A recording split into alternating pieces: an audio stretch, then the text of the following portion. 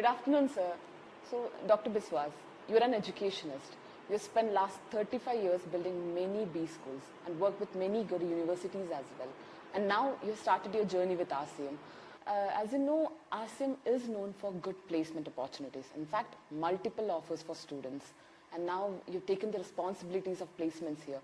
So, could you please share top tier companies that are going to visit RCM for the current batch? Oh, that's good. Yeah.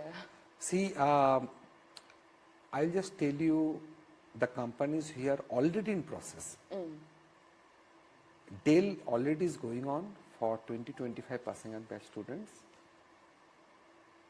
We have, St. Gobain Glass. Probably you have not heard about this company. This is the world's largest glass manufacturing company. St. Gobain Glass. That process is going on for 25 passing on batch student.